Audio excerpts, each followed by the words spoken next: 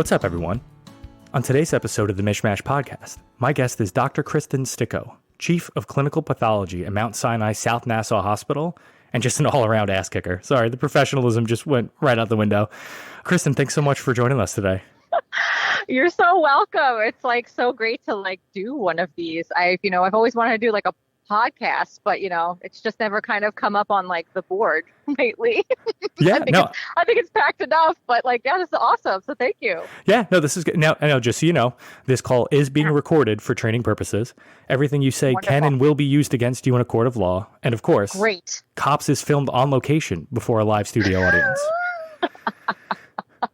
Awesome. Okay, I'll just make sure I make note of that. That's it. See, and now I feel like I should read you your Miranda rights, but I'm pretty sure you've always been more of a Carrie girl with a splash of Samantha. Is that correct? Is that pretty much? You don't have to. That's really funny. That's it. Yeah. Listen, that was good. That was good. I'm bringing the A game today. You should. So, just to start off more on the professional foot, because this is going to go off the rails real quick. What is your specific area of study, or what is it that you're doing right now professionally over at Mount Sinai? Okay, so I'll just kind of go into a little bit. So I am by training a pathologist. And so that means I went to medical school. I did all of medical school. And then I went to what we do is we do residency training for 4 years, and we study disease process, and also not just disease process, but we also study just pathophysiology, which is basically the way your body works and the way your cells work. And so I just wanted to give a background to that, because I think that when people hear pathologists are you live in the basement and you must look at dead bodies all day. And that's not what we do. No, that's just for fun. It's just for fun, and it's only on weekends. No, I'm just kidding. So right now what I do is my main field of expertise, I have two, and one of them is called hematopathology and the other one's transfusion medicine. But I'm also boarded in anatomic pathology, which is basically the study of everything in your body that's tissue, for example, your heart, your lungs, etc.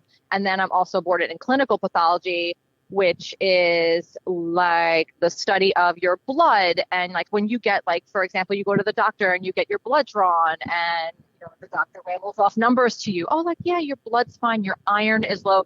That's kind of what we call clinical pathology, the study of more of the sanguineous things, your blood and your electrolytes, your potassium, sodium, things like that.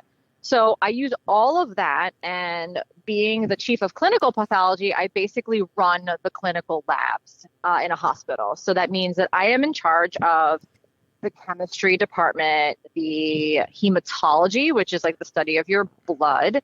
I'm in charge of transfusion medicine, which is we give out blood products to those who need it. For example, if you need a transfusion. And then, also I manage all of the people in those departments. So it's really I use all of the knowledge that I have to kind of make sure that all the patients in the hospital are getting their blood work safely. And also we're doing the right thing for them. So it's a quality management thing. And also I'm managing the people in my lab. So making sure that my technicians are happy and also making sure that they're doing the right thing as far as when they get the blood, everything is safe. Everything has the right name on it, things like that. So I'm encompassing everything into sort of this one role. So it's really fun. And then on the side, I do read bone marrows, and I look at blood samples and things like that too. So I mean, that's basically in a nutshell. No, that's that's incredible. It's quite a number of hats that you seem to be wearing all at once. Yes. Aside from that, the pet taxidermist, right? Mm-hmm. Mm-hmm. I love it. Absolutely. Love wearing the lab coats. Oh, it's great. Absolutely. Now, so is there any overlap in terms of not cancer research per se, but in terms of cancer-oriented stuff? Because I remember back in the day that was something that you were passionate about, and I was just curious if your path took you in that direction, or if that is part of what you're doing now. Yeah, so I'm just going to back up a couple of steps. Before I decided to transition to Mount Sinai South Nassau, I was working at an ancillary hospital where I was doing pediatric leukemia and lymphoma. So part of my job, especially since I am still wearing the hat of a hematopathologist, is diagnosing blood disorders Like, for example, like if you have too many of a certain cell, that's not good. That's something like I would take care of. Or for example, if like you have a special type of anemia that's not just, run of the mill anemia, but something that needs, for example, you need to take a bone marrow biopsy and look at the type of cells that are in your marrow. That's something I still do. And so that's actually one of my big interests, and it still will continue to be there. So yeah, I still do that. And it's part of my daily day-to-day activities. That's great. And one of the things that fascinates me in terms of, so just to backtrack a little bit, for anybody who's listening for the first time or whatever, I've been trying to do sort of a deep dive into women leaders in the sciences and different areas that are not traditionally, I don't want to say represented, but whatever, we'll get to that in a minute. And so I'm always curious about the path that leads people to the places that they are now. And it sounds like you're pretty well ensconced in, where you are. It doesn't sound like a transitory sort of position. Is this specifically what you envisioned for yourself going into, let's say, undergrad? Or what was the path educationally that led you to this particular job that you have? Yeah, that's actually like really interesting because like when I went to Stony Brook. I was part of like the Women in Science and Engineering program there, which was awesome. So when I was there, I saw myself originally, I was probably my brain was more towards, I guess, research at first. And so I was like, yeah, I'm going to be like a researcher, I'm going to be a cancer researcher. I did research when I was in high school on Taxol, which was like crazy when I think about it. So I really knew I was going to go to the field of somehow doing the field of oncology, like the study of cancer, but I just didn't know how. And my mind changed like a bunch of times. And I think that's like totally normal. And everyone's mind should change about 1 billion times before they settle in on what they want to do, because I think that's a normal way of yourself saying, I got to figure things out before I'm comfortable in my skin and I'm comfortable with the decision in my career. So in undergraduate, I definitely wanted to do that. I studied biochemistry, which is more molecular, like the nitty gritty of things than anything. And I think that's what led me to study medicine. But when I went to med school, I didn't have my sights set 100% on pathology at first, which is interesting. I actually did family medicine before pathology, which I was, a clinician full time in Long Island. And then I switched over to pathology. And I think it's just because I was really just still interested in disease process. And I knew there was some frustrations I had while I was a family practitioner, which came to light, which I found that maybe I could do better, or maybe myself would be served better in that clinical field where I could manage how people get information better. So that's kind of where it all led to. And I'm very happy with where I am now. I think I wouldn't have been happier in anything else in my life doing what I'm doing now. No, it's so amazing to hear that. And it's kind of cool also to know that, so when I was in high school, I was so stressed out because I didn't know what I wanted to do. I had like a really narrow window of interests and whatnot, but it's kind of reassuring to hear that you didn't necessarily wind up exactly where you thought you would either. Like you had the path laid out, right? But then you've always been really flexible and adaptable. So that I'm sure helped along the way. Yeah. I think that's part of it too. I think. I don't know. If memory serves me, weren't you the valedictorian of your high school? Oh God, yes. Yeah, well, I mean, I'm just saying, I was the valedictorian of my elementary school, and I'm pretty sure that we had the same exact amount of kids graduating with us, except mine was like 5th grade, and yours was your entire high school. I think we had like 60 kids or 70 kids in that 5th grade graduating class. Do you remember what it was for Martin Luther? For my graduating class? Yeah, it was like, oh my God, it was something small. Yeah, it was like 12 kids. 12? I think it was, I don't know, I swear it was like maybe like 40. I have no idea anymore. I knew it was like uber small because like now it's funny. I see my daughter's class and I'm like, she has 100 kids in her first grade in total. And I'm like, oh my God. I had 100 kids in like my whole school in high school. Right, which is really funny though, because, and by the way, not to humble brag for the two of us, but just a shout out to the two of us here being from Brooklyn and Queens, Now living Yes. in New Jersey and Long Island, I'm I pretty know. sure the accents are not really shining through here. I think we sound cogent and eloquent. I don't know. I think we sound great. Honestly, I do. And I haven't really heard any, I haven't spoken about the coffee or anything like that yet. But I do. I think we sound very professional right now. I'm trying to enunciate all my letters as best as possible for you. Yeah, no, for me, I became really self-aware and self-conscious of it when Heather and I started the honors college, because now we were meeting kids. Well, it wasn't so much the other students, but we were interacting with people from all over, and we would go to all these like fancy gala things and stuff. And I'm listening to these people speak, and I was just like, oh my God, I sound like, an oaf. So I've learned to mask it as best I could, and it does help. I don't think the Brooklyn/Queens accent really jives well with higher tier vocabulary to begin with. So I agree. Just kidding. No, well, I don't know if I told you this, but I started accruing a translation for people, because even in Jersey, like not everybody understands what it's like to be from Brooklyn or Queens, and so I was like, oh, if I can come up with a dictionary where I could translate for people, what these words mean, right? Like the word custody, for example. What does custody mean to you? Custody? Yeah, custody. I mean, it means like, to have sole ownership of, I guess, like in quick words, like sole ownership of, like I have custody of my child. Right. But if you're from Brooklyn, right, that's how you would describe the texture of a Boston cream donut, right? Because it's really custody, it's really custody. Yeah. Brochure is another one, right? A brochure most people think of, in terms of like a travel agency or whatever, but it's actually the only acceptable response when one bro asks another bro if he wants to go to the gym. Brochure. Yeah, oh my God. And then listen, a little history lesson for our listeners here. I'm pretty sure that it was two bros that discovered the island that's on the other end of the Verrazano. I'm pretty certain, I can picture it, that they were on a boat out, middle of the ocean, and all of a sudden they see this little spit of land, and the more observant of the two taps the other one and goes, "Bro, Staten Island?" And that was it. So. Oh, I think so.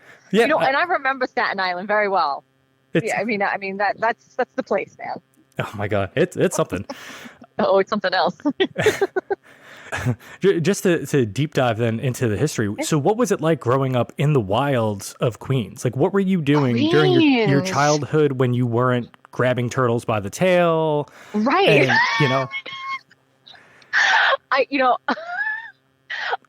let's just reference that for a minute. The turtle I was grabbing was my snapping turtle, which is basically a small dinosaur. And I had two of them growing up. And let me tell you the names, because it's a very interesting, Cuff and Link. And, besides that, so we lived in Maspeth, Queens. And besides playing with turtles, which I would not recommend because they can become humongous, we would basically be told to leave the house and come back at dinner. I think I was like 10 or 12 when this started happening. And we would take our bike. I mean, I say we because I did bring my sister along with me. We would take our bikes and we would just roam aimlessly. And I think that was like so cool because not only, did you have to learn how to swerve oncoming traffic, but it gave you like so much freedom to do, whatever the heck you wanted. I mean, and besides that, let's see what else. What else did I do? I mean, we would make tents in our backyard and not come inside, and my mother would not know where we were. I mean, it was like hysterical. I loved growing up in Queens. And then plus, like, people just were like, they were just so cool and chill. I don't know. There's an ambiance about Queens. No, I can shout out to Denise and shout out to Melissa, your sister. Yeah. Yeah. That explains a lot, actually, where Mimi is concerned.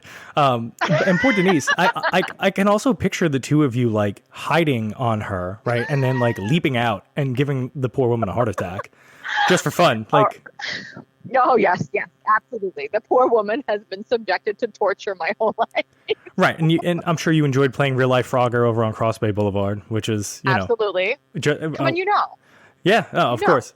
So we had Flatbush Avenue, which had like 7 lanes of traffic, and that really wasn't so much Frogger as much as it was just trying to survive, Just survive, making sure you weren't becoming a fly on said windshield. I was just gonna say, yeah, a splat on somebody's windshield. Now, did Melissa go into a medical field as well? Because I remember she was sort of like, I don't know, exploring that realm as well. Yeah, Mimi.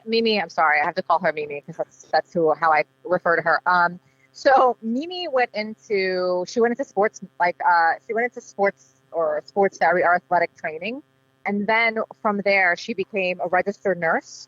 She does wound care. And now I believe what she does is she's the administrator. She's like one of the administrative nurses at a wound care center in Connecticut. So she did go into the medical field, a little bit different than I did, but, you know, definitely what she always had interests in. So kudos to that lady. Right. Over And there. she was like the uber athlete too, right? Because I remember she was on the swim team or a swim team. Yeah. She dove for like most of her time at, I think Southern Connecticut. So yeah, she was always very, very like athletic. I always thought she was going to do something with that, which she did. So she went into athletic training, which is like awesome for her. But yeah, that was another like, she's very happy. So good move in that direction for her. So yeah. And awesome. So speaking of, right. So your husband is he a hand surgeon or what is He's vascular. He's vascular. Oh, okay. Yeah. And then Mimi's husband he's not involved in the medical field at all, right? Not at all. So Mimi's husband is in computers. So not like completely opposite, like nothing to do with medicine. So yeah, two opposite kind of two opposite spectrum, which is like good because I mean, at least you can, you know, sometimes I will tell you like conversations become like, so what kind of wound did you debride today? Over dinner. And like our children are looking at us like, what was I born into? Well, but no, it's funny you say that though, because that's where I was heading with the question was because you and Mimi didn't grow up. So with certain fields, right? Like I feel like there's a lot of mirroring. So like I'm sure you remember Lost, right, from back in the day, Jack Shepherd, right? So Jack's dad was a surgeon, so it became the family business and whatever. But for you girls, that wasn't the case, right? There was no. In terms of coming into that, I find it interesting for, you know, your kids, respectively, that they are going to grow up in this environment. And so it'd be interesting to see if that ignites a passion for them in the field. Like, I don't know. I'm always fascinated in terms of the motivations for that. Because it just seems cool. Like, you know, it's an atypical journey to go on. And obviously you've always been like ridiculously bright and excelling at school and stuff. So that helps with that. But still, like, there needs to be that impetus or the catalyst rather, to drive you towards a lot of schooling, right? And then a very demanding your whole life job. Yeah. Yeah. I mean, that is really interesting because my husband's the same thing. Both of his parents are teachers. Oh, wow. And so and all of his siblings are in the medical field. So it is very atypical. And I have no idea like where I really feel like sometimes in those situations, I have to like be ingrained somewhere. Like something has to, I don't know where it comes from, but something had to spark at an early age. I'm not really sure where I can pinpoint that, but I know that from like looking at my daughter looks at me, she's like, yeah, I like looking at your slides, but I don't think it's for me. Like, oh, okay. And then my son, who's 3.5, who, you know, he goes, yeah, I'm going to be a doctor. It's all good. I'm like, okay. So, I mean, I think also things change as they see how you act. So, you know, again, like, I think it is all mirroring. And the thing I have to say is being a mom and being a doctor, there's totally a lot of stress around it. It's better now, I think, but you have to be aware of how you perceive your stress level to your children, because that can make a huge difference in like where they go. or what they perceive your field as. So 100%. And I actually spoke with one of my recent guests who's a physical therapist about that, about the challenge of, being a mom and then being in a highly demanding field. I mean, obviously there's the physical toll, you're on your feet a lot. I would imagine when you're in the basement with all the blood, you're fending off vampires, Absolutely. right? I mean, that's probably the biggest threat I would imagine to you on a day-to-day basis. Yes. Yeah. Mm-hmm. Yeah. Daily, it's constant. It's constant. But, being able to compartmentalize and sort of have that separation, but that's the problem, right? Like, it's funny. Yeah. On the one hand, commuting is one of the worst aspects of any profession, right? Having to drive really far to work. But there's got to be some kind of time where you can just sort of veg out and decompress between when you leave whatever your job is and when you get home so that you're not carrying it through the door, Yeah. Some things that I do, I'm an avid runner. So I do that usually before, or if there's a break in my day where I know that I can take an hour or so to just, even if it's my lunchtime, right? I will devote that to doing some form of physical exercise or activity. But that's kind of my release. And it always has been exercise has been my sort of balancer. But before I come home, something really important that I do, and everyone's into this mindfulness stuff lately, and I start to get on board with it. I'm a very big skeptic with certain things, which I think I just need. Again, I'm like a scientist, so I need to test it out. I need to see if it works, and then if it does, then I continue it. So I've been trying more of the mindfulness techniques before I come home, because they miss you, and all they want to do is jump on you and tell you about their day. And then another thing that they do is they release all of their emotions on you when you come home. And that's a good thing, because then they're comfortable with doing that. But that's something I do before I get home. And even if I just sit in my driveway and do it for 10 minutes, that's what I do. No, I think it's and great. It works. No, the hippies are definitely pushing the mindfulness stuff real hard nowadays. Absolutely. No, absolutely, but it's true. And the mind-body connection, you're killing me, because I remember, how many marathons have you run now? A few at least, right? 4. Oh my gosh. 4.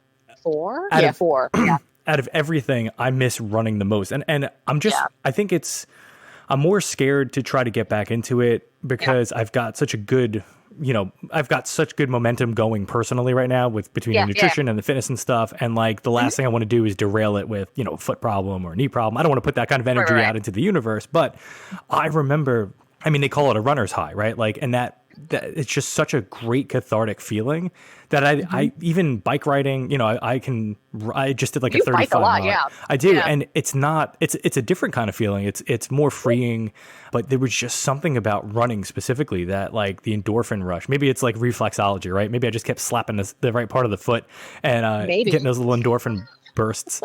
But no, and it's true, right? With the kids, I know for me, growing up in kind of a volatile environment, I am much more attuned to not being that way around the kids, and there was one night recently where I had just come back from whatever it was, and I went to the gym, I come right home, I go right to meal prepping, then I'm cooking, then I'm cleaning. I finally get 2 minutes to eat, and I come in and my daughter's I have 2 light bulbs out of my room. And it was 10 o'clock at night, and I was just oh, I'm not dealing with this right now. And I didn't blow up, but I wound up going in and apologizing for kind of blowing her off later, because I loved that it was almost 10 o'clock and she felt totally comfortable coming to me with a problem, and something that she needed. And it can be enervating, especially when they're littler, like your kids' ages, where, they're all emotions. They don't, I remember one time Timmy was maybe 2.5, and he did something that was just so crazy. I couldn't believe he did what he did. And I snapped at him and I was dude, what were you thinking? I was dude, where's your head? And he just points at it. And I was just all right. Yeah, you got me. Fair enough. And all the frustration dissipated, and shout out to you you were the first person that ever visited him. You, when it was the first or second day in the hospital over on Long Island, Manhasset. There we go. Yeah, North Shore. Yeah. Yeah, North Shore. Now it's called North Shore. Sorry. No. But it's true. And did I mention that we picked up a German Shepherd? No. Yeah. I saw the puppy. Oh, wait. I saw this picture on your Did I see it on your Facebook page? I might have. Did you post a picture of him, or am I thinking of someone else? No, it was me. Well, I was gonna tell you that his name was Hans, and he was out in the fields when we were in Bavaria, and he misses his family. But no. Her name's she's 13 weeks. Her name's Vendetta, which I'm so glad that. Oh my gosh, that is a wonderful name. Well, thank you. See, you just scored even extra points here because that was one of the names that I threw out there for. I thought it was a great unisex name, so I threw it out there for Sarah when Heather was pregnant with her. She, it was shot down. But my line of thinking was there are certain names that I don't want to say that they're dweeby or nerdy or whatever, but like there's certain connotations for certain names, right? And then there's names at the other end of the spectrum, like Vendetta and Serpent and Thor.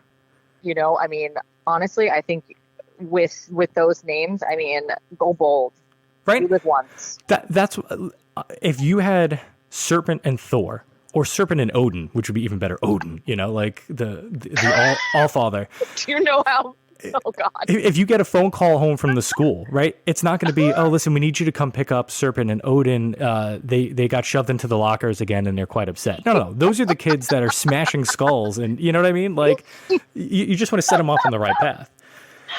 I can't even imagine. So, when I was pregnant with my second, who was a boy, I toyed with some interesting German names, and my husband was like, "What?" And I'm like, "Oh, come on!" I don't remember what I think I put out something. It was very dramatic. I forgot what it exactly was, but and also there was a lot of Gaelic ones that I wanted to. I like Colin, but then I was walking around the house oh, we can call him Colin, and my husband was like, no, I'm like Colin Sticco, and he's like, no, and I'm like, okay, all right, I'm like, how about Sven? Right. He's like, Sven, and I'm like, yeah, make it real German. I don't know. There's something to be said if you got a call home from school and the principal actually was like, Odin. Well, he's in the lockers right now. If he said it like that or she said it like that, come on. Right. That's what I'm saying. And I did have a list of unfortunate names too that I didn't think would pass the test, but just think of it, right? Interesting names for kids. Because, now we live in an era where there aren't many Johns and Michaels and, No. It's different. And so I had words, like you said, that I thought would make for really memorable names. Like Moist would be a good one, right? You go either way with Moist. Smegma. Smegma has that German quality to it, It does. It invokes something, though. It invokes something guttural, though. It does. Not guttural. It does, a little bit. I'm trying to think. I'm butchering it. It was Feucht or something like that in German. It means moist spot. And I got it from Magic Mountain, either Death in Venice or Magic Mountain from Thomas Mann. But I was just so tickled when I heard it. I was just like, all right, I'm going to earmark that for future name. Maybe you could name a fish that. Yeah, that could work. You could. We haven't had luck with fish here, but listen, Vendetta I think is the perfect name for this dog because she's so cute and seemingly innocent. She's a fucking terror because she's just, of course, she's 13 weeks and all teeth and claws and whatnot. But again, I like it. I think it's kind of badass. I do. I think it's great. And then when she gets older, gosh, you're such a Vendetta. Right. You can just start. There are ways to get frustrations out on her name, if need be. Well, and listen, as long as she stays toilet trained, you know what I mean. I'm happy with any of the other stuff because that's the only thing. Absolutely. I don't want to have to deal with it. And, no. And so you actually had a poo-poo haiku a couple of weeks ago that I thought was absolutely amazing. And I'm a big fan of toilet humor, right? But I don't think I ever told you why. So I don't know why. Well, toilet I know humor, why I am. Toilet humor makes me think it's like answering a difficult multiple choice test, right? It's a process of elimination. Yeah. There it is. But ching. That's awesome. The haikuing is something else. So we'll take a left turn here because I'm looking at my list of questions and stuff. Yeah. So I don't know. Actually, you know what? Screw it. I have a rapid fire section here, so I'm just going to fire off 4 quick questions here. All right. Favorite Billy Joel song? Piano Man. Favorite chipmunk? Alvin? Favorite, but I don't know if he's really my favorite. Anyway, keep going. Sorry. Favorite English word? Oh. Huh. I'm partial to petrichor. No, there is one that I really like, and I'm like, oh my gosh. I was gonna tell you my favorite German word, but I'm gonna. That was the next question. Well, actually, it was your favorite German concept because mine is Schadenfreude. Oh, mine is just Umgebung, which is like the neighborhood. Oh. Like neighborhood stuff, like what's going on in your Umgebung. Oh, and just like anything German, it's got that extra level and layer of insanity to it. Right. And you're just like, what the heck did she just say? And I'm like, Umgebung. I say it at work a lot. Anyway. Well, and that's just it, right? Like, I to be bilingual or multilingual, because I don't know how many more you've picked up. I'm sure you've got a little bit of Spanish and Latin. I don't know. It's crazy. I mean, the things I've picked up, it's crazy. I'm like, I don't know if it's just an affinity in my brain, but whatever. Yeah, I use both at work. And people just look at me oddly. It's okay.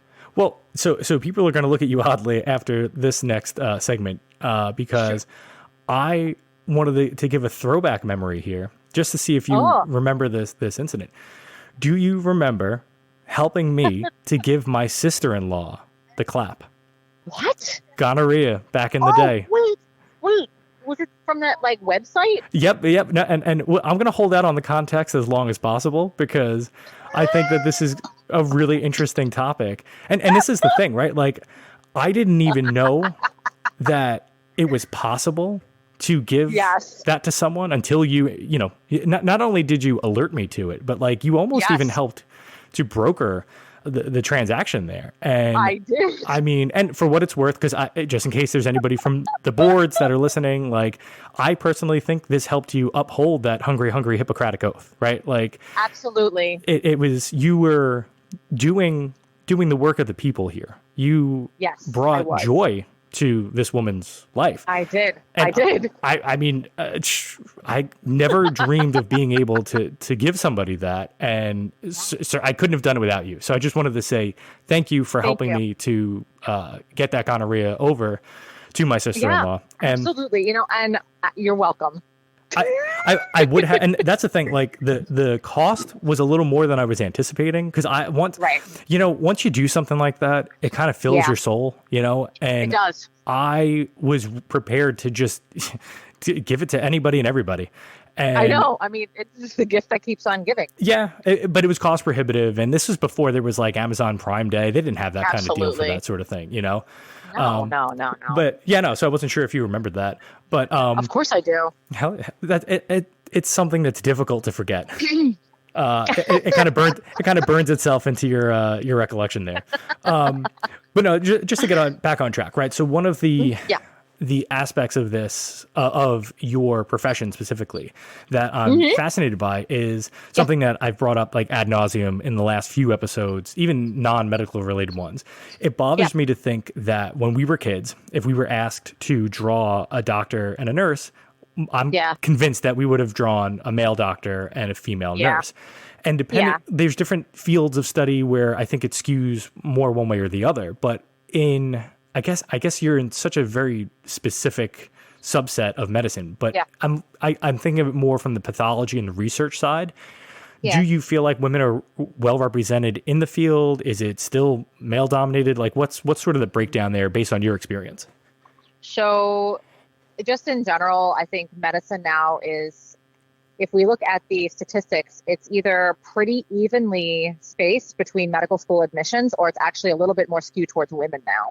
And that's evolved over the last 5 years or so. So in my field in particular, I have to say, since I have been even training in pathology, the majority of my attendings and teachers have been women. And my mentors have solely been women pathologists, which to me, coming into a field that, medicine is notorious for being very strenuous, and it's not always, certain fields are not always kind to a woman trying to have a family and being able to balance that. So pathology, or at least where, in the field I work, it's predominantly women, I would say. In hematopathology, the last institution in which I worked, we had one male in our department. the rest were females. And my division head at the time was a female. So I had some great people to look up towards to sort of get a sense of what this career was going to be like. And I knew from the get-go that it was the right way for me to go. The work-life balance, now people will tell you that, that's not a real thing. I believe it can be achieved more so in my field. I think that as long as you understand what things need to get done at what time, and, obviously if you're on call, you're on call. But I do think that with the innovation of AI and with looking at slides virtually and doing a lot of things now, COVID did some bad things, but it also did some good things for pathology and also medicine. I can look at things with someone from, the city part of Sinai, or I can look at things, in another country on the internet, with them via like a platform. So I think the flexibility is there for us, which is really, really important. Yeah. And it's also the support too, right? And the people who are normal in support. No, absolutely. And the mentoring and the modeling, I think that's sort of what I wanted to get to by having these interviews and stuff, is to give voice to someone who actually does it. Like, I think representation is important for literally anyone. Like, it doesn't matter what qualifier you want to use or what you identify as or with. Having someone who can inspire you because they are like you in one way or another, I think is important. Yeah. And so that's, I can only imagine that really helped to spur you on to where you are and to where you're heading next in terms of, whether it's the research part or just whatever it happens to be. The AI aspect of it's really interesting too, right? Because it's something that has come up in a couple of different topics here, mostly music related and stuff. But I can imagine from the medical standpoint, it has to help because computing power Jesus, do you remember the computers that we had in elementary school? Like the little Apple ones or whatever? It's really funny. It's just, I think I still have mine somewhere in like my attic. Playing Oregon. I kid you not. Yeah. Oh, I know, Dad. We had Oregon Trail on the freaking floppy disks. Oh gosh. Those were the best. Kids these days. No, but like in terms of, like, it's crazy that like the first iPhone had more computing power in it than the entirety of the space shuttle, not space shuttle, the spacecraft that, went to the moon. That's crazy. It's unbelievable. And so, artificial intelligence and then obviously the increases in computing power, I would hope would speed certain things up, right? Because part of the limitation, I would imagine, especially where cancer research is concerned, is just the available power for people to do it. I don't want to use the word manpower, but in terms of just sheer bodies working on it. And so when you can kind of offload that to software or a program that can, work more efficiently and quickly, I think that's got to be something to be hopeful for in the next 10 or 15 years in your field. Yeah, I agree. I mean, look, I'm not going to say, I think that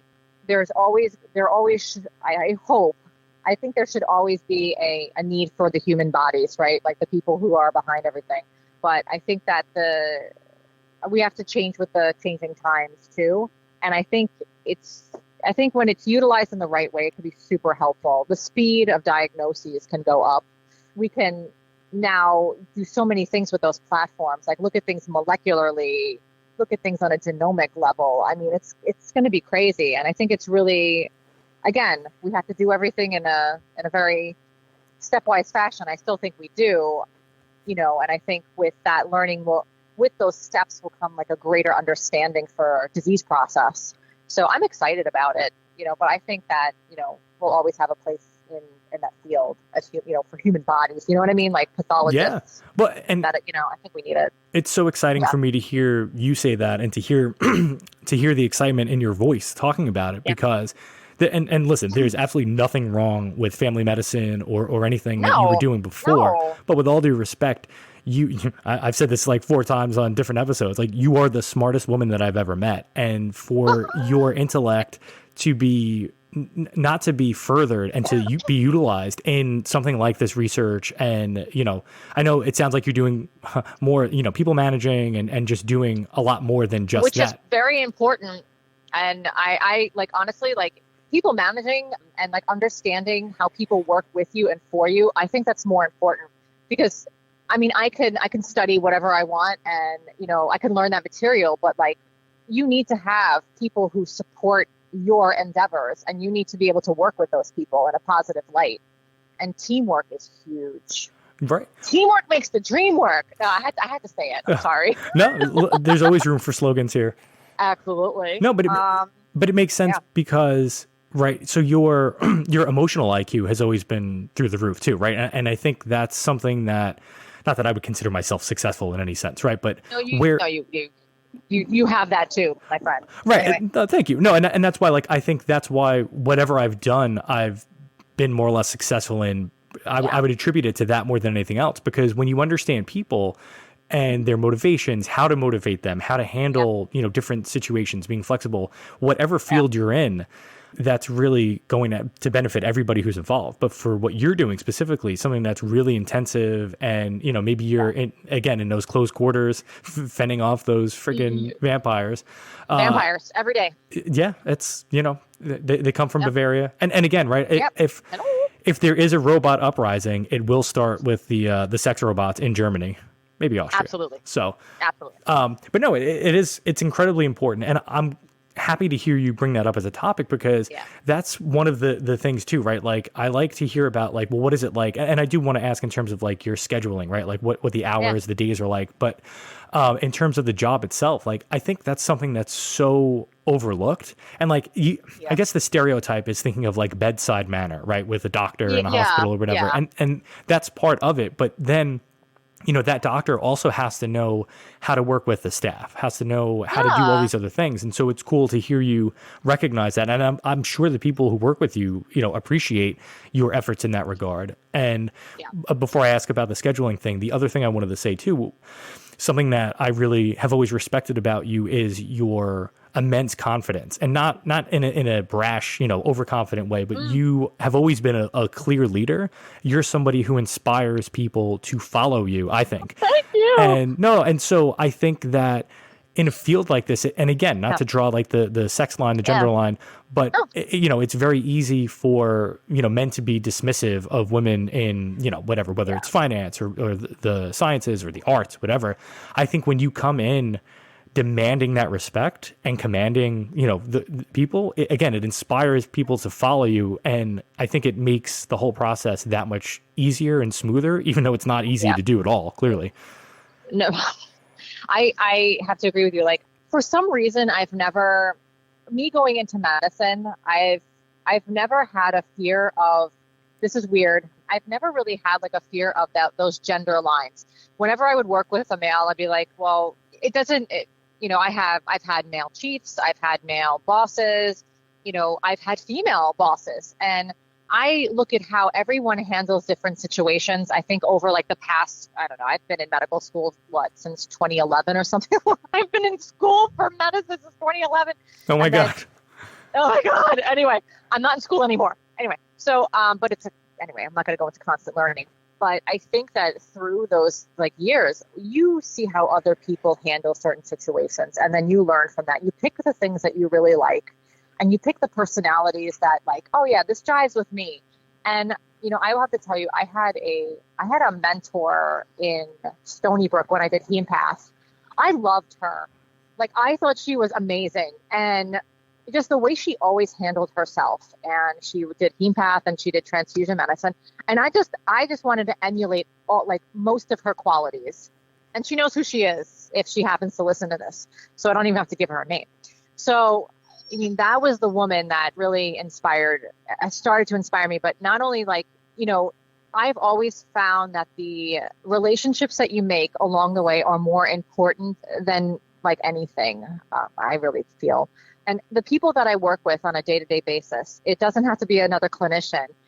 The more important people are the people who are like in the lab, for me, doing the analyzing, working on the machines, supervising over all those things, making sure the quality is good. That's the most important part. That's my foundation, Those are the people that make my job pleasant, work well. It makes the lab hum. It's not me. But I recognize that. And I know that that's the most, I have to understand the person I'm working with. Like, does she go and have 2 other jobs? Does this person have 3 kids at home and this is all she's thinking about? does this guy have what's going on with this man who's running my chemistry machines or whatever? That's something you really have to understand. And you can understand all you want about how to get a proper sodium level to be resulted. But if you don't understand the person who's running that, then, oh my God, it's a disaster. It's a disaster. Oh, there it is. It took 50 minutes for it to pop out, but there it is. I always get one. Oh my gosh. No, because again, some of the other guests that I've had were born and raised New Jerseyans, and I always smirked when there was a coffee Staten or Island.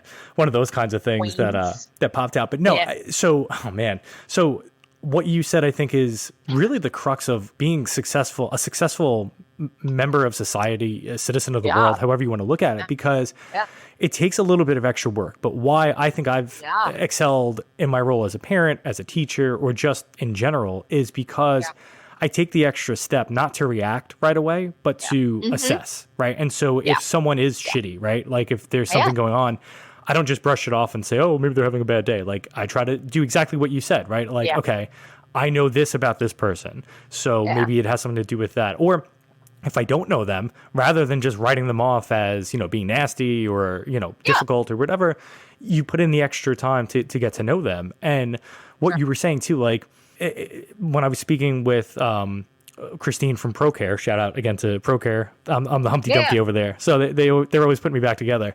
But part of what makes that place so successful and why so many people want to go back there is that it's from the top down. So Pete runs it in such a way where, obviously the therapists all know their stuff. They're all great people. They're great with the patients, but it's the support staff too that, again, keep the place humming, right? Whether they're cleaning down the tables, they're setting up, like if I have to do, something for my back and I'm doing an exercise with like a resistance band, the next thing I know, by the time I get back to the table, the next 3 tools that I need are already set up, and it's just, again, when you have an appreciation for those types of people and the things that they're doing, I think it really helps when you're, higher up, whether it's management or whatever you want to consider it. And so I think that's really smart. And what qualities would you say are important?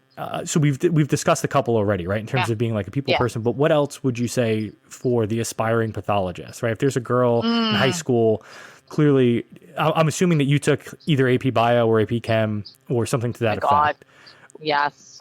Right. And then, well, sorry. No, go ahead. No, so I guess I'm curious in terms of what educational path would you recommend for someone to get into the field that you're in? And then what qualities would you say are hallmarks of a successful, I don't want to say student, but graduate of the program and then professional? Yeah. So I think, first off, I don't necessarily think you have to like go gung-ho into science right away. I don't, because I think people are still, they still explore that until, they get to like maybe mid-level college.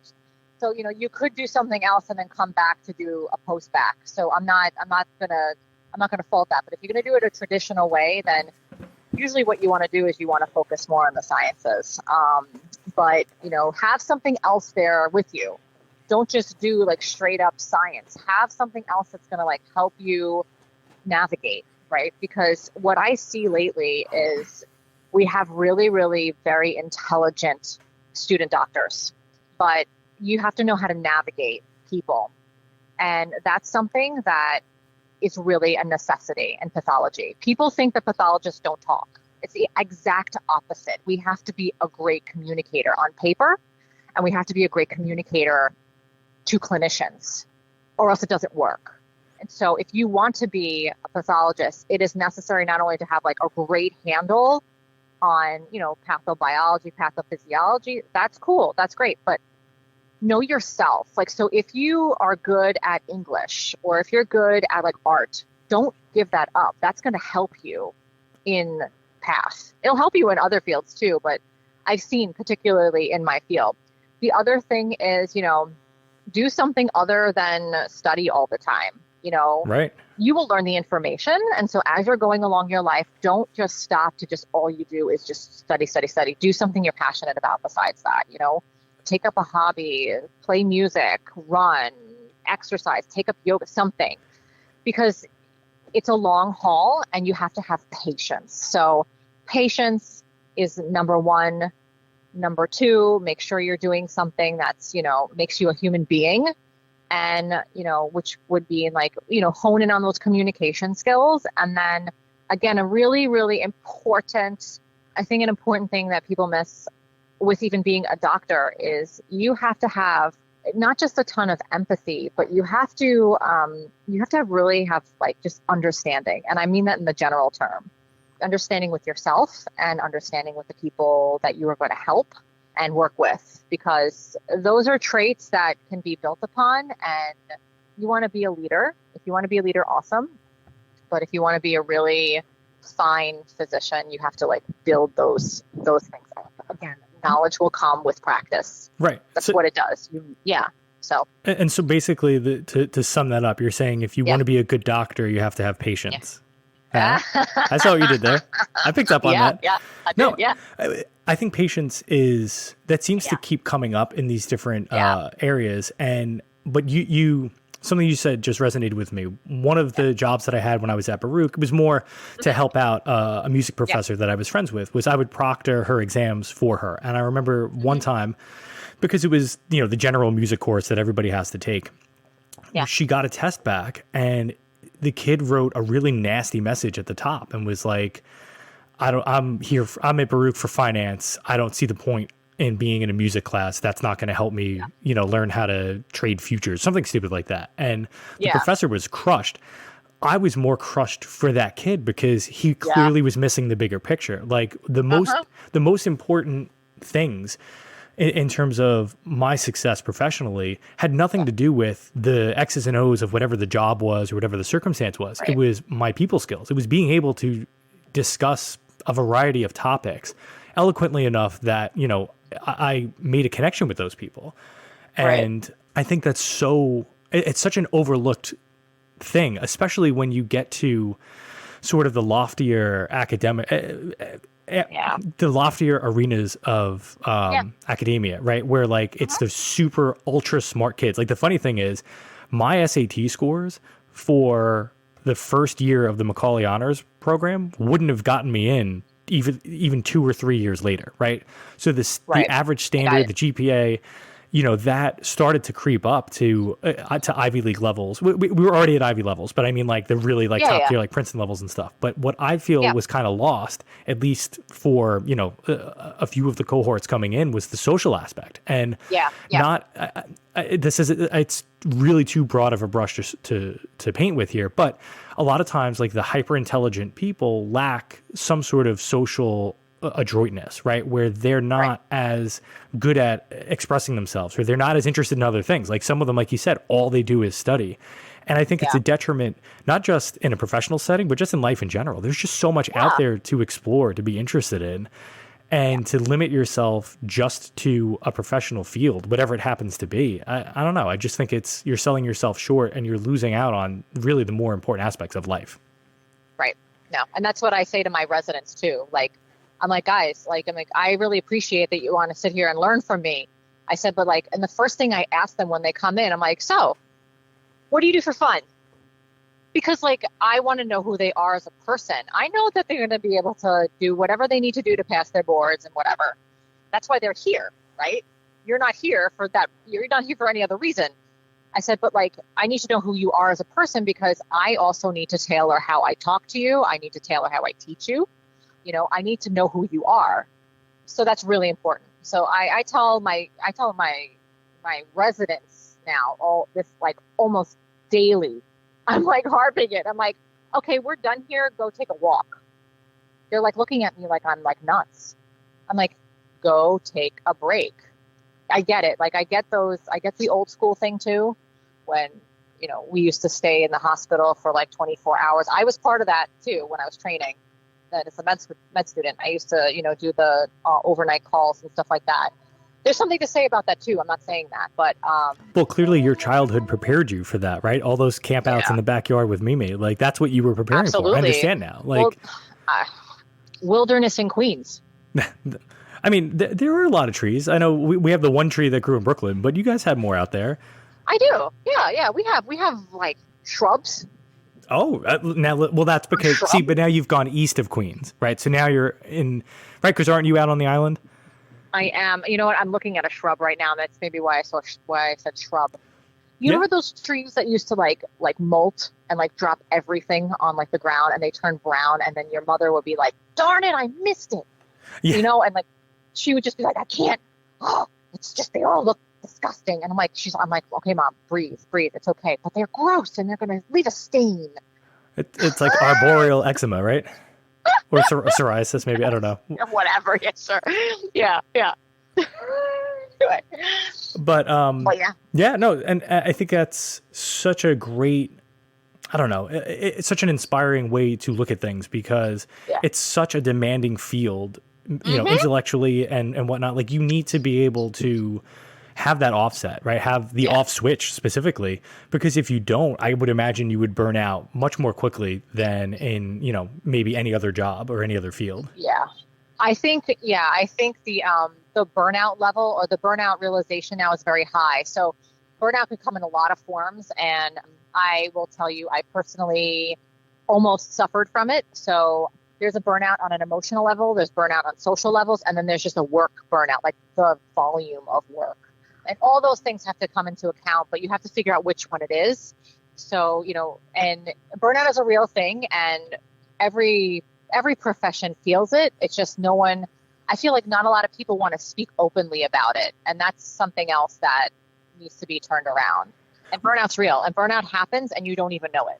No, and that's the scary part, because it just creeps up on you out of nowhere. It masks itself as just, you know, ordinary fatigue and whatnot. But I think a lot of that stems from an inability to maintain a balance in life. Again, not to harken back to the same point, but I feel like, and I also feel like it's a necessary point, right? So I actually, this is all part of my personal metamorphosis that's been happening since turning 40, which, by the way, good luck with that in October. Thank you. Joining the club. But like, I can't believe that anyway. Yeah. So I started taking voice lessons finally for singing. Cool. And it's something that I've been terrified of doing for like 25 years or whatever. So I finally decided to take the plunge, and it's a cool experience because I'm forcing myself out of my comfort zone. Right. And, you know, in speaking with the teacher, she's much younger. She's like 22 or 23 or whatever. Yeah. And so she was talking about like kind of having that experience of like, you know, reaching a point where she didn't think she was cut out to do music and to do all this stuff. And she was considering like joining the army or whatever. Like, and I think that it's just a necessary step in our personal evolutions to kind of hit that wall.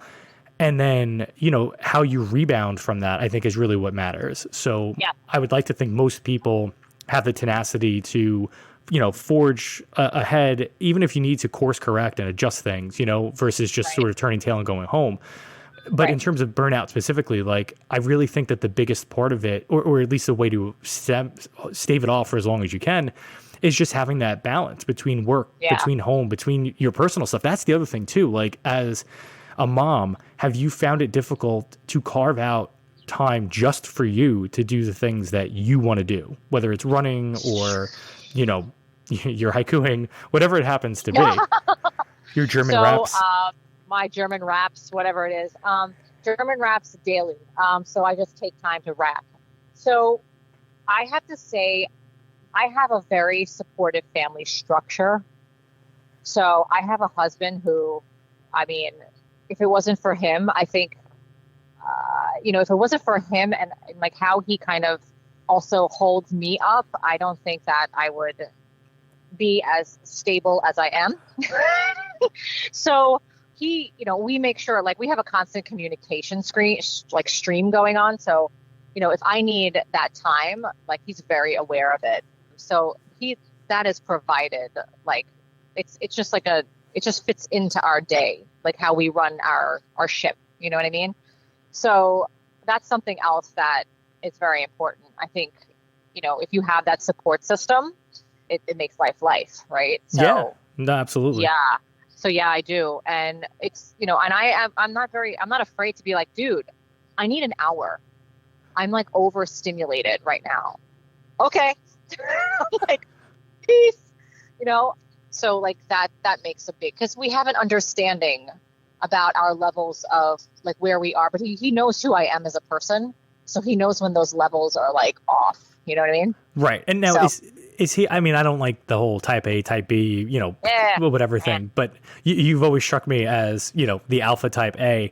Where does he fall with that? Is he also that type? Because I could see him being more of a balancing, complementing presence, or is he just as intense as you are? No. So that's the thing. Like he's intense with his work, but he has this amazing ability to not show that at home. Oh, that's cool. So like I think he's more of the softer. Strangely enough, being a surgeon, people always think that archetype comes with a different personality type. I think he is that type, but he doesn't show that so much with me. He's very that way at work. So that was the vibe that I got from him, like way back in the day, like of being that like calming, like again, you and I are like two jackrabbits, bouncing, careening around, like exactly right. And I felt like he had more of that like balancing energy sort of thing. Yeah. But and speaking of like the other night too, you said like you need to carve out an hour or whatever. Like so the other night, I think it was the same night that I snapped at Sarah about the light bulbs. I wound up just sitting outside in the yard for an hour. Like I was outside and I was like, I just want to stay here. Like it was a really nice night. It was nice and quiet. The stars were coming out. It was just a really good way to sort of like veg. It wasn't something I planned on doing. It just sort of happened, and it was so recharging, and I guess that's the other caveat that I would throw out there too, in terms of those offsetting activities, pursuits, whatever it is. Like they do still need to be positive and constructive, right? Like you can't be going to the bar and getting bombed, as your decompression or whatever it happens. That's a whole other thing. Yeah, that's a whole other thing, and like that's a whole other thing. I'm not even going to get into that.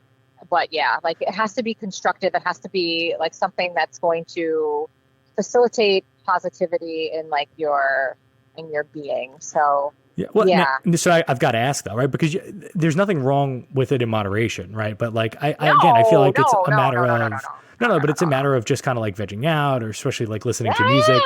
What is the go-to adult beverage for you or in your household? Oh Jesus! Oh my God! I haven't even thought about that. Like I will have to say it's more of, think for a minute, like what it would actually be. It would be more of like a glass of wine. Right. That I don't finish. And then I get yelled at for not finishing it and opening up like a $35 bottle of wine. Right. I do this notoriously because then I'll be like, I'm tired. And I have like this shut off switch. So I'll start like drinking wine, enjoying it in the backyard. And then I'm like, I need to go to sleep. And it's like 8:40. And I'm like, I'm going to bed. Bye. Right, and there goes the wine. No, and that's my problem too. Is it like, might be.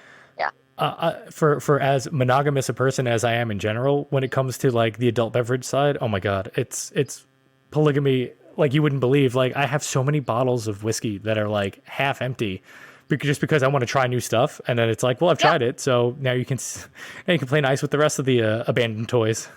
Absolutely, it's like that Toy Story. What is that? That Toy Story part of Toy Story 1. Oh yeah, with Sid, the island of Misfit Toys. I don't know if that's actually the right movie now that I'm thinking about it. Island of Misfit Toys. Isn't that Rudolph? Yes, that was Rudolph. I almost did the same thing because I was like Sid in the Island of Misfit Toys. Right. He had his own group of craziness there. No, well, right. And it's such a weird adjustment for me recently because now there's more food than beer in the fridge, which is a positive thing, right? But even when there was like 2 shelves dedicated to it, somebody said something once, and I was like, well, listen, isn't it better to have a refrigerator filled with unopened beers than a recycle can filled with empty bottles? Like that's, absolutely. It's about pacing it and keeping it slow. But absolutely. Yeah.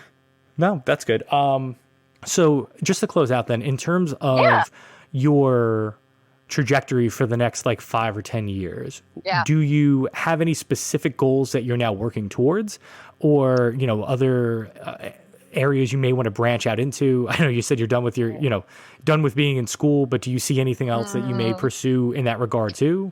No, that's actually a really good question. Like, so I've always thought whether or not I was going to do like, because I'm branching out into the field I am, into like the subsection of the field I'm in now, I was probably thinking about doing more business things, but business more for like the lab. So, I dabble in a lot of different courses and stuff, but I've been focusing like towards like business aspect, managerial things now, because, you always want to keep up on like new techniques and, data that they have out there.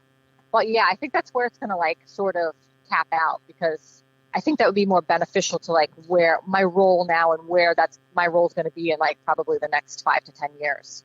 So. Yeah. I mean, it sounds like you've carved out an incredible path for yourself through this point, and I can imagine that it's just going to continue moving forward, you know? I hope so.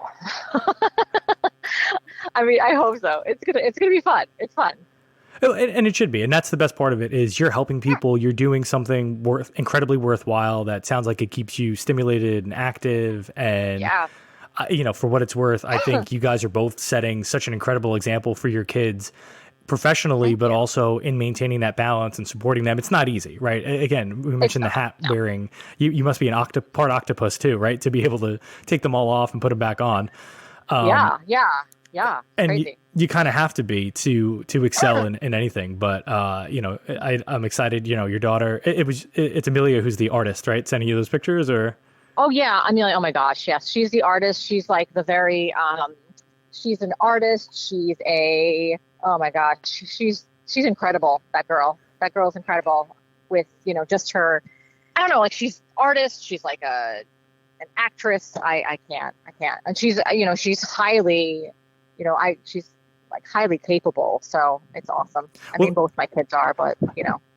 And that's one of the funny things, right? Like just to kind of jump back to the inspiration and nature versus nurture, right? Like my parents are both, you know, intelligent people, but schooling wise, you know, they didn't go much further than high school. They didn't particularly excel there. And so I was like an anomaly kind of coming through, you know, doing as well as I did going through it. I loved school. I took to it, you know, and so I didn't know, that was one of my fears having kids was I never needed, like there came a point where it was some kind of math thing and my parents were like, yep, we can't help you. You've officially passed us. Good luck with the rest of your schooling experience. And I was like, oh shit, like what's going to happen with my kids? Like if they struggle, if they're not doing well, because I was so internally motivated. I didn't need anybody I needed help. I remember especially with like algebra, learning it, you know, in sixth grade, but there came a point where motivationally wise, like if I shit the bed on a test, I was the one that was on my ass for the next one. You know, I drove myself to it, and it's been a nice experience so far to see how, you know, Heather was also the same way in terms of school. So the two of us, we have 3 kids who love it even more, and they're excelling beyond even where either of us were. And so I'm sure that's going to be the same experience with your kids. And it's exciting to kind of think like looking at what you were able to do for yourself, you know, surviving the mean streets of Maspeth, right? And all those games of Frogger. You know, they have a different experience. And that's a whole conversation for a whole separate topic is their experience, what we're providing for them in terms of their upbringing versus what we had. But I know for me, I'm filled with excitement when I look at my kids' academic success and their curiosity for exploring the world. And like you were saying with your daughter, like just being a fan of life, you know, and taking it for what it's worth and stuff. And that is, I think, a big testament to you and Charles. And again, like being supportive there and being present for them and stuff. And so they're both lucky to have you guys as your patients and coworkers are. And me too. I really appreciate you coming on today. This was so much fun. And hopefully it inspired some people who were listening, because it inspired me, as any conversation with you does. Oh, thank you. I hope it inspires someone out there. Oh, I'm sure it will. Yeah, if for nothing else, you know, the gonorrhea story definitely hit home. I'm sure with a lot of people that resonated. I mean, they're probably confused right now. Well, they'll have to look for the context in the comments. We'll see if I get any engagement on that. Because like, I mean, I'm like, no, they may not appreciate, you know, the fluff of it all. So and you know, I was just going to say, I was surprised at the texture of it, to be honest. And it was not, it wasn't the color that I thought it would be, but that's one of those surprising factors. I mean, and there is no better jumping off point to wrap it up with than that. So thank you so much, Kristin, Chief of Clinical Pathology at Mount Sinai South Nassau Hospital, for spending all this time with me today, chatting. This was a blast. If you ever want to come on again, let me know. I'm sure there's limitless topics we can explore and amuse ourselves with.